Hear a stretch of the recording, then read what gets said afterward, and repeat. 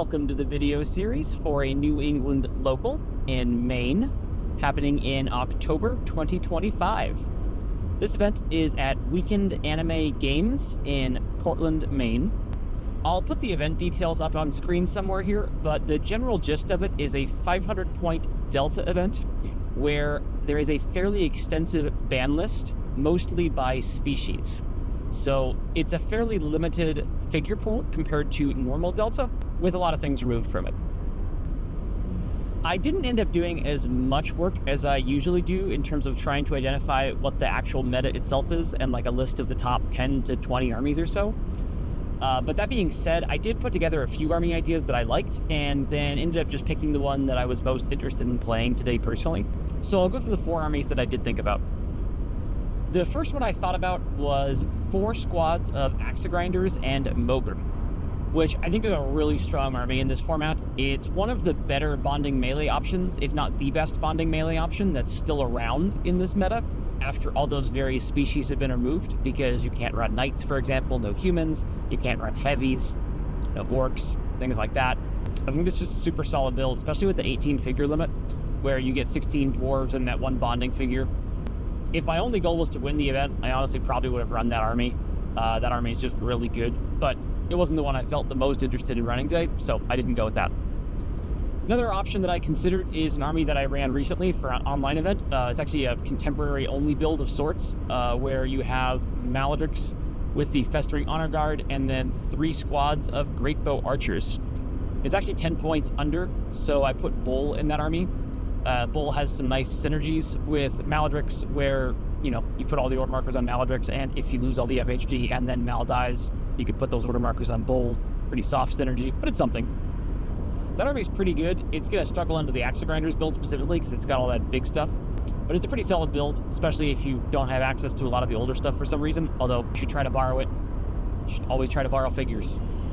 But it's a pretty solid build using, you know, mostly new stuff. The next build I thought of is one that's cool, but I don't actually think it's great. It's Halushot with 3 Ice Troll Berserkers, and then 3 of the cheaper beasts. Anshu, Kita, and then Otar from VC World. I think it's a pretty good Halushot build, frankly. 3 Ice Trolls is awesome.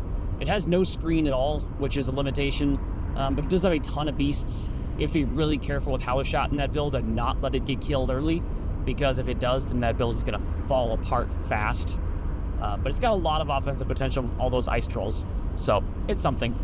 And then the army that I'm actually going with is a Vark build, because of course it is. It's me. The build itself is Grey Spears, Swift Fangs, Dark Claws with Arctos, and then there's 30 points left over, so I threw Marklu in there as the filler piece. It doesn't max out on the figure limit for the event, which is a little bit of a shame. Like, this build is way better if it was 500/14 Delta instead of 500/18 Delta, but it is what it is. I don't expect a ton of people in this local event to be running, like, high number bonding melee things, like the 4 Axe Grinders with Mogre. If I'm wrong and face that build, it'd be kind of rough. Axe Grinders are very good into big stuff, like Varks, so hopefully I don't hit that matchup. But just looking at like the 4 armies that I was considering, you can also see why Axe Grinders would be pretty good in this meta. A lot of the medium stuff like humans got removed from the figure pool, and that makes Axe Grinders that are good into big stuff just that much better. But I ended up deciding to run the Vark build instead of the Axe Grinders build for a couple reasons. 1, I just love Varks, so running Varks is always fun. 2, I haven't run a Varks build yet for this YouTube channel, and I thought this would be a really cool opportunity to talk through how I think about and how I play Varks across, 4 to 5 games or however many we play today. So I thought this was a really good opportunity to do that. I really do think that Varks are one of the more unique builds in VC world, pun intended, in that they play very different than so many other things do. A couple notes on the Vark build that I'm running. Grey Spears are generally going to be the core of any Vark build that you're going to go with. You want your order markers to be on the 4-person squads instead of the 3-person squads, so that you can get 4 attacks per turn instead of 3 attacks per turn. So generally you're going to want your order markers on either the Grey Spears or the Swift Fangs. Whenever the points allow for it, I really like to have both of those. It's just really good to have both options for where to place your order markers in the army. In terms of order marker management, you'll do a lot of order marker 1 on Swift Fangs, order marker 2, 3 on Grey Spears, at least in the first 2 rounds, when you're likely to still have the Swift Fangs around for that Order Marker 1, and then after that point, you pretty much play it by ear.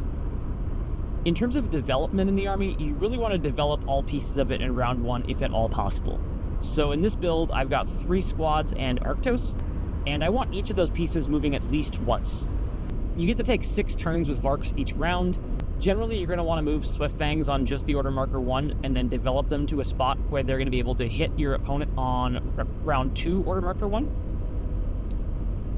Dark Claws, you generally want to move just once as well. You're mostly trying to develop them for future use later without exposing them to too much risk because they're the highest potential offense that you have in the army. Arctos, you're going to want to bond with either once or twice, depending on whether you want to just develop him or whether you want to, say, develop him and then use him to be attacking with by the end of round 1. Even if he's not attacking himself, his boost to the Grey Spears next to him is worth a ton. So if you want the Grey Spears to be attacking on Order Marker 3, then you may need to develop Arctos on either Order Marker 1 or Order Marker 2, and then be able to use him to get to where he needs to support the Grey Spears on Order Marker 3. You're going to be moving Grey Spears at least twice, because you're going to have the Order Markers 2 and 3 on them. So the real question that often happens is, do you want to move Arctos twice, or do you want to move Grey Spears 3 times? So if your Order Marker 1 is on Swift Fangs, you can choose to either bond with Grey Spears, and then you'll have 3 Grey Spear activations that round, or bond with either Arctos or Dark Claws, and then only have the 2 Grey Spear activations. And that's going to depend on whether you win initiative or lose initiative, and what your opponent's running, and how you want to shape the round up to be, and what the glyphs are. One of my favorite things about Varks is how well they can adapt based on the initiative rolls that happen.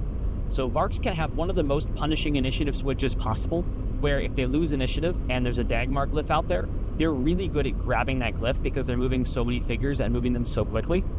And then they have the potential to just throw a tremendous number of dice across that initiative switch. If you have Grey Spears supported by Arctos on height, that's 4 attacks of 5. And if you can get that across the initiative switch, that's 8 attacks of 5, which is just so many dice. It can just destroy whatever it's attacking very easily.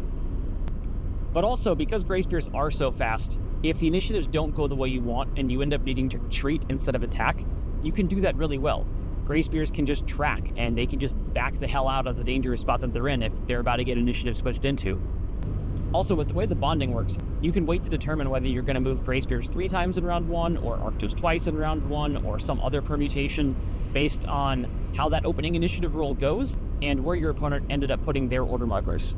So there's just a ton of flexibility there where you can really do a bunch of different things in round 1 off that same order marker set, 1 Swift, 2, 3 Grey Spear, just based on how dice rolls go and how your opponent's playing and what you see from that situation. So because of that, Varks have a very high adaptability factor, and I really like that about the build. So that's the army that I am playing today. If you haven't played Varks before, I hope this is a good introduction to how they work and some cool ways that you can use them to maximize their value.